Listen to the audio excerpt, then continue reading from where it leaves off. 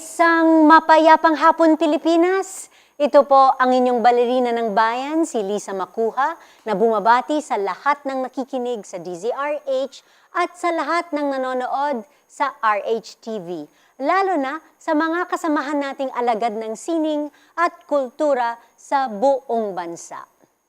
Bagong taon, bagong buhay. Pero para sa ilang mga tao, ang biyaya ng bagong buhay ay dumarating sa mga hindi inaasahang panahon. Sa hapong ito, makakasama natin ang ilang mga piling individual na dumaan sa mabibigat na pagsubok dala ng matinding hamon sa kanilang kalusugan. Subalit, sa halip na panghinaan ng loob o mawalan ng pag-asa, pinili nilang manalig, umasa at lumaban. At sa paglaban na ito, malaki ang naitulong ng art therapy para manumbalik ang kanilang pag-asa, lakas at sigla. Sa hapong ito, bilang pagsalubong sa bagong taon, pakinggan natin ang mga kwento ng bagong pag-asa at ang naging kontribusyon ng sining sa kanilang patuloy na pakikipagbaka. Sa aming pagbabalik, sasamahan tayo ng cancer warriors na sina Jingjing Romero at Diselle Falcon. Pagkatapos ng ilang paalala. Bilang isang matagumpay na communication specialist, si Jingjing Romero ay may mahigit na 40 taong karanasan sa development communications at corporate public relations. Malawak din ang kanyang naging kaalaman sa mga larangan ng edukasyon, journalism, event management at information technology. Taong 1992 nang itatag niya ang kanyang sariling management consulting and PR agency na ngayon ay mas kilala bilang Stratos Public Relations Consultancy. Taong 2016 nang tanggapin niya ang 100 Most Influential Filipino Women in the World Award mula sa Filipino Women's Network Global 100 sa ilalim ng Behind the Scenes Leader category. Kasalukuyan siyang nagsisilbi bilang opisyal ng UP College of Mass Communication Alumni Association bukod sa pagiging board member ng UP CMC Foundation at miyembro ng National Communications Committee ng Girl Scouts of the Philippines.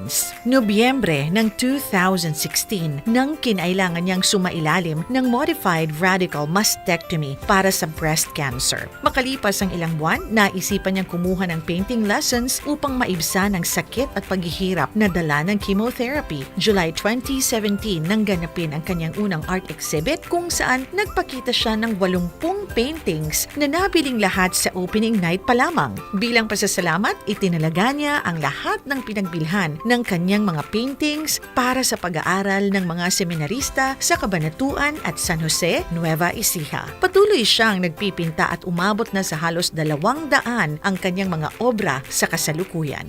Samantala, si Diselle Falcon naman ay isang survivor ng chronic myelogenous leukemia. Mula nang ma-diagnose noong 2009, itinalaga na niya ang pagdiriwang ng kanyang kaarawan taon-taon bilang volunteer sa bahay ampunan. Noong 2018, sa tulong ng isang kaibigan, nagbigay siya ng oras para tumulong sa pediatric ward ng Philippine General Hospital kung saan niya nakasalamuha ang mga kabataang biktima ng kanser. Dala ng karanasang ito, itinatag niya ang A Stroke of Hope Foundation noong Hunyo na may layuning ipalaganap ang art therapy bilang kaagapay sa paggaling ng mga child cancer warriors sa iba't ibang pagamutan at wellness facilities gamit ang painting, storytelling, poetry, music, dance, visual arts at sculpture. Sa tulong ng mga volunteer artists at donors, ginanap ang unang art charity event ng A Stroke of Hope Foundation noong nakaraang Setyembre kung saan 35 batang may kanser ang lumahok. Isang mainit na pagbati ang hatid ng Art to Art sa mga art therapy advocates na sina Jingjing Romero at Diselle Falcon. Magandang hapon, Jingjing, and magandang hapon, Diselle, and welcome to Art to Art. Good afternoon po. Sa iyo rin. Magandang hapon. Happy New Year? Yes. Yes. Anyway, sa lahat, can you tell us about yourselves and what you engage in professionally? Okay, I'm a public relations practitioner. I've been involved with government, NGOs, private sector, and international organizations as clients. Right now, we do consulting for some private companies and some international organizations. Okay, okay. Thank you, Jingjing. And what about you, Diselle? Well, I'm an account specialist for a company based in the US. It's called Wonder School. And I also manage a small digital marketing company, which is called Social Bus Solutions. I founded it with my best friend, Mary Kay. And right now, we have clients from different like restaurants and hotels. Okay. And paano naman na-introduce sa inyo ang art therapy? Mauna ko. Sige, mauna na si Jingjing. I was going through chemotherapy. The pain was unbearable. So I needed a distraction. For a while, prayers was very effective. But when the pain was intolerable, I thought I should do something that will take my mind off it. Yeah. It was at the back of my mind for a long, long time that I should try to learn to paint. So that started it. That was last year, March 2017, that I started painting, and I never stopped. Oh, wow. Okay, that's amazing. It's stress reliever now. May konti pa ring pain, no? But the joy it brings me every time I come up with something Yes. is different, no? Okay. And some of these paintings here are yours? Yes, this one, This one, Matryoshka the doll. Matryoshka dolls. Wow. I mean, it's so, it brings me back to my Russian days. That's why I brought it. By the way, all my paintings are all about my travels. Ah, I see. So- So you've been to Russia? Yes. Ah, okay. What cities? Moscow and Moscow. Leningrad. And But St. Petersburg? yes. Oh yeah. Yeah, St. Petersburg na ngayon. Then I'm going back in July. We just signed up for a July schedule. Okay, okay. What about you, Diselle? How has art therapy been introduced to your life naman?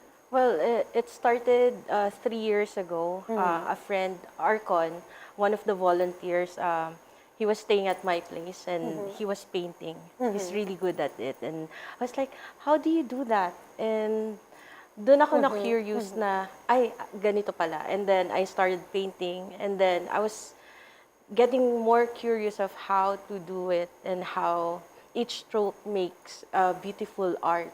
So parang that time, parang medyo 5 years na akong wala sa treatment, pero it helped me focus and makes me calm. Kasi may mga times, syempre,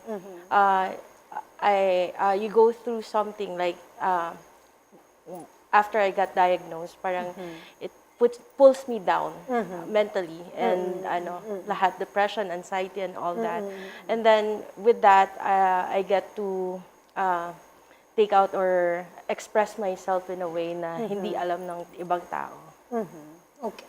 Yeah. Okay. And but before, well, previous to all of your, experience as cancer warriors, meron na ba kayong hilig sa sining? Jingjing, I thought you mentioned na nanood ka ng performances ko before. Was that, was art a big part of your lives Yes, before? definitely. Okay. Theater, movies, art, museum visits are always part of any trip. In fact, it's a priority. Yeah. And I made sure also that the children fall in love with the music and art. Okay. And ikaw naman, Diselle? Sa family po kasi namin, we're family of artists as well. My uncle is a painter. Okay. Some of my cousins are into arts din. Okay. So, medyo malapit siya sa ko. Kaya lang hindi siya na-develop ng bata. Because we focus on talaga studies and ayaw ng parents ko. Okay. And what do you specialize in? If Jingjing specializes in her travel paintings, what about you? I'm more of emotion, interaction, people interaction. Mas gusto kong pinipaint yung someone cuddling, some may emotional touches. Ganun. Okay. Okay. Can you point us to your work here in the studio? Actually, it's not here. Oh, it's not here. Most Okay. of it are for the kids ng A Stroke of Hope. Okay. Sa mga nakikinig po sa atin, kasi napapaligiran tayo ng mga works of art at the moment, no? Okay, so based on your personal experience talaga, how paano nakatulong yung art sa paggaling ng tao mula sa matinding karamdaman, well, katulad of course ng cancer or leukemia. How has it helped? Jingjing mentioned it really helped her distract her from the pain, no? How else? Kasi art is, it goes from the mind, within you. Mind, soul, body, it collaborates lahat eh. So parang when you focus on something like painting, na-focus mo yung sarili mo into one. Lahat ng isip mo, yung soul mo, yung puso mo, doon mo binubuhos sa bawat stroke ng painting. So parang I think the therapy with it is lahat nagko-collaborate. Hindi siya yung kalat. Kasi when you're in pain or when you're sick, syempre, anong tawag dito? Naiiba yung focus ng mind mo. Nafo-focus siya sa pain, nafo-focus siya sa kung ano man yung iba pang nararamdaman ng katawan mo. So with art, parang doon mo na ilalabas lahat ng sama ng loob, ng sakit, ng either if it's singing or dancing or painting, it's still art and music yon, diba? Parang yon. That's why art is a best therapy. And I've watched other shows or TEDx about art therapy, and it really helps. Even those who are yung mga with special needs, they do art. Because hinahayaan lang sila. Parang wala kang rules, set of rules to do. Kasi you do your own rules with art. I see. Yes. I see. Oh, did you do any research, any like scientific proof about how art heals? Well, in my case, it just came naturally. Wido. I'm basically a happy and positive person. So, if you see the paintings, they all project the kind of person I am. They're bright, colorful, Very colorful. happy. I don't want to paint pain or angst. I'm not that kind of a person. So I just do what I feel like doing, even with regard to colors or what to paint. Canvas, a blank canvas is in front of me, and I said, at this time I start remembering happy thoughts about a particular place or even food that I ate there. And then I try to put them on canvas. And I understand your first exhibit, when it opened, it was already sold out. I had 80 paintings then. 80 paintings and it's sold out. Yes, thank wow, God. Congratulations. Maybe people did not expect that I could paint. And then, when they saw the paintings, ay, may pag-asa pala. No, hindi naman. Well, pwede mong ikwento sa amin that experience, of opening your first exhibit. I'm sure it was an adventure, no? Well, initially, when I started painting, I did not even think that I'm gonna sell any of it. At the back of my mind, I wanted to write my history, my personal story for my grandchildren. And then I thought that travel would be the best angle, no, to interest them. And then this came as a bonus. So I said, I'm gonna paint for my grandchildren, actually. Okay. Then when I started showing it on Viber and Messenger among my friends, they started saying, I want this painting. No, it's not yours, it's for my daughter or my granddaughter. And then they said, no, you have to paint for me. So that started it. I see. And then at that point where people were saying, hey, it's time to have an exhibit, I was laughing it off. No? Because exhibit, ano kayo, sinuswerte. And then, when the pain becomes really unbearable, that's when I paint and paint and paint. In fact, one time my son came home, my youngest son. It was 4 o'clock in the morning, and then he was so worried. Mama, why are you still awake? I said, I can't sleep. Why don't you put down the brush and then sleep? No, when I'm not sleepy, I feel the pain. I will only sleep when, I'm really very, very sleepy because it's so easy to Go to sleep. to go to sleep. Yeah. So that became the routine for me. No? As soon as I wake up, and then I'd see all of these paintings in front of me, I can only bow my head in prayer and say, Lord, did I really paint all of this? So it was overwhelming. The joy was there, the genuine gratefulness. No? And then I said, okay, I will go sell this painting, but it has to be for a very good cause. And what causes this? I thought I should send seminarians to school. Oh, okay. A few years back, I started that already, but because I got sick, I stopped. So I said, I should resume it. No? So I have 3 scholars right now, and then there are additional 2 by next year. So I continue to paint also. And all these 5 seminarians are completely sponsored by your painting. Yeah. Yes. So art not only heals, it also educates and develops our and spreads love, spreads and love. Jesus. yes. And That's everything really I think art Jesus- for a cause. Yes. Marami pa po tayong pag-uusapan tungkol sa art as therapy. Dito pa rin sa Art to Art. Magbabalik po kami pagkatapos ng ilang paalala. Programang hatid ay sining at kulturang para sa lahat. Magbabalik ang Art to Art. Schedule ng mga inaabangang konsyerto. Update sa mga magagandang panoorin sa mga tanghalan at teatro. Narito na ang Art to Art Calendar.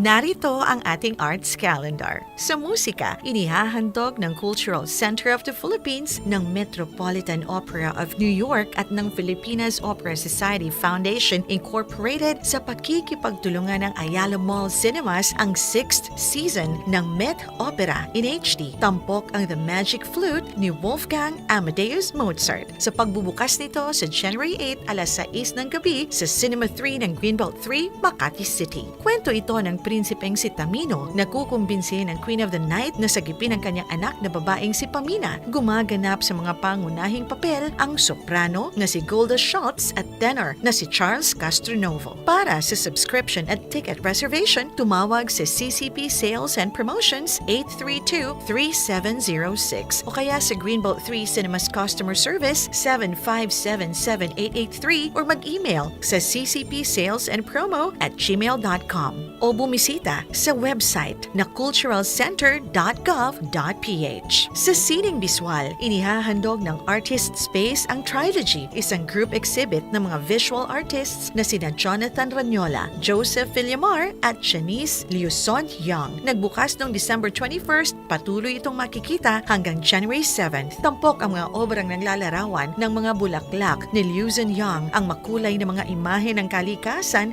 ni Ranyola at ang mga dalagang bukid ni Villamar. Ang Artist Space ay matatagpuan sa Ayala Museum Annex Ground Floor, Makati Avenue, corner de la Rosa Street, Makati City. Bukas ito mula Lunes hanggang Linggo mula alas 10 ng umaga hanggang alas 7 ng gabi. Samantala, makikita naman sa pangunahing bahagi ng Ayala Museum ang pinakamalaking exhibit ng batikang Filipino minimalist na si Gus Albor na pinamagatang Entitled Territory sa Ayala Museum. Tampok ang mahigit sa 200 obra ni Albor na ginawa mula 1969 hanggang 2018 at kinabibilangan ng mga oil on canvas painting, mixed media work, paper-based illustration, large-scale sculpture at installation artworks. Makikita ang exhibit hanggang February 10. Para sa karagdagang detalye, bumisita sa website ayalamuseum.org.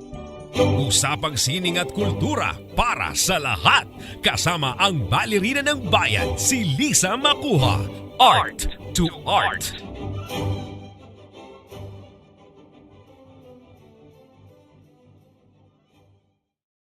Kasama pa rin natin para pag-usapan ang Healing Through Art si Diselle Falcon ng A Stroke of Hope Foundation at si Ina Cyril Uy na isa sa mga artist volunteers. Okay, Diselle, A Stroke of Hope Foundation. It's your foundation? Yes. You founded it when? And ano naman ang naging inspirasyon mo na itatag ito? Actually, it started last year kasi nga I started painting 3 years ago. And then I was telling my friends na gusto kong magkaroon ng art charity exhibit. And then, kasi every year ever since I was diagnosed, naggagawa ko ng voluntary work sa orphanage. But then this time, I thought na baka mas mag-benefit yung mga cancer warriors sa PGH. So, ayun, sabi ko, I wanted it something na mag-enjoy din yung mga bata. So, I asked help from social media sa mga artists na if they want to volunteer. And so, marami namang nag-respond dun sa post ko. And I got 35, more than 35 pa nga. And then, after that, I started asking for donations. And then the donations came in from different people and then different companies. So talagang sobrang blessed nung event. Okay. And Ina is one of your artist volunteers. Yes. Okay. So Ina, ano naman ang nagtulak sa'yo na mag-volunteer to help A Stroke of Hope Foundation?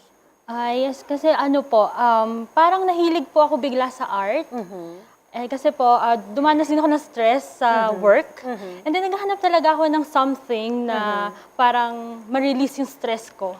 And then nakilala ko si Miss Diselle through Facebook din po. And ano ko po kasi siya dati, nasa company, same company kami dati. And then, September 21 po kasi siya gaganapin. Birthday ko po is September 22. So sabi ko, sobrang... It's meant to be. Yes, it's really meant to be kasi parang naghanap ako ng way para makatulong and then ma-express yung feelings ko through art, ma-release lahat ng emotions ko through art, and then nakatulong pa ako. So, yun po yung sabi ko, sakto-sakto para sa akin talaga to. Okay. And did you take any formal lessons for art or... Hindi po, talagang sarili ko lang po. Nag-start lang siya na parang, mahilig po talaga kasi ako sa colors, whether makeups or anything na fabric, ganyan. And then, ano ko po si watercolor. And then, ayun, nag-try lang po ako mag-practice and then also calligraphy. And then sabi ko, ang ganda niya talagang parang art talaga siya para sa'yo. Meron ka bang works dito ngayon sa ating studio? Yes, meron po. Ito po, siya po, painted po talaga siya by Nico. Isa po siya sa warrior natin. And then, tinulungan ko lang po siya. So, sobrang inspiring po ng gusto niyang i-paint. Tinulungan ko lang po siya. Yes. Your illness does not define you, your strength and courage does. Yes. Okay. Very inspiring po talaga. Pag nakita niyo po kasi sila parang, ang sarap ng buhay. Parang, wala ka nang hihilingin. Parang ito yon, sila parang very inspiring, parang every day is a new beginning. Okay. So saan pumupunta ang A Stroke of Hope Foundation to do your art for healing and art therapy sessions? For now po, nag-focus kami muna sa PGH. Kasi medyo lahat naman kasi ng volunteers namin ay may kanya-kanyang trabaho and they also have their own exhibit. So talagang tinatansya namin kung sino yung available. Okay. And of course, aside from the art therapy sessions, paano pa nakakatulong ang inyong foundation for the pediatric cancer warriors? Well, yung mga donations na sumobra po sa amin, dinistribute namin yun sa mga wards sa PGH. Para kahit hindi sila kasali dun sa art session, at least meron pa rin silang nakuha from us. And also, right now, yung mga naging warriors na sumali sa event namin, as much as we can, tinutulungan namin sila, like if they need financial help or assistance. Yun. Kaya lang po, ang problema is, wala, syempre, the budget and the donors, Yeah. hindi pa kasi siya ganun ka-establish. Okay. And so do you, the most of the donations go to what? To the art materials? To the, where do your expenses, where do you spend the money that is donated? Well, monetary, we don't like monetary kasi. As much as possible, kung magdo-donate yung mga donors, we want it to be like yung mga, goods. Like food, art materials, coloring books, and mga books. Kasi mas feeling namin, kasi since the A Stroke of Hope is actually for art. So mas focus kami na doon sila mag-focus sa mga arts. Yeah. But then for monetary, yung iba, we use it to spend for yung mga expenses, like kung may kulang, kung may kailangan yung mga parents, ganyan. Pero right now, it's coming out straight from my pocket. Okay. But will you like have any group activities or anything na will raise funds, for example, exhibits? Meron bang mga activities being planned right now at the moment? Sa January 6 po, since it's supposed to be our Christmas party, but then a lot of them are not available. So we decided to do it on January 6, which is in time for the Three Kings daw. Yes. And then, so the purpose of this event is give back, give love. So for magbibigay kami ng mga grocery items for the homeless, kasama yung mga warriors namin. So para ma-feel naman nila na they're also blessed in a way, and they can see na there's life outside the hospital. Okay. And do you set a price for the kids' art works? Yes, we do. Each art costs like 10,000 pesos. That was before. Kasi Okay. kaya lang, parang I realized na yun nga, a lot of people are asking how much it is. Kaya lang, the budget is too high. I thought about it kasi parang, kung hindi mabenta yung ibang art, at least pag pinagsama-sama namin, pag dinistribute siya, malaki yung mabibigay sa lahat. So, yun. But right now, yeah, they can give us how much they want for the art, and then maybe we can give it to them. Okay. So, for those na gustong bumili ng artwork or gustong sumuporta sa inyong A Stroke of Hope Foundation, how can they contact you? We have a fan page sa Facebook. It's called A Stroke of Hope. Hanapin nyo lang po. And then, they can also contact me via text or call 0917-124-1087. Okay. Ina, do you have any like story you want to share about how art has been like therapy or healing for you? Yes. Na-mention ko po kanina parang naging stressful talaga yung buhay ko sa mga nangyayari. Lahat naman po tayo dumadaan sa mga ganyang part. And then, yung art kasi, yun yung naging parang way ng pag-release ko. So, hindi lang naman po kasi minsan ang tao nakakadanas ng sakit physically. Meron din tayong emotionally. So, anything na parang nagbabother sa'yo, you can express it through art. So, yun po talaga yung naging way para maging happy ako ulit sa buhay ko. Parang ganun po siya. And of course, we're very happy for you.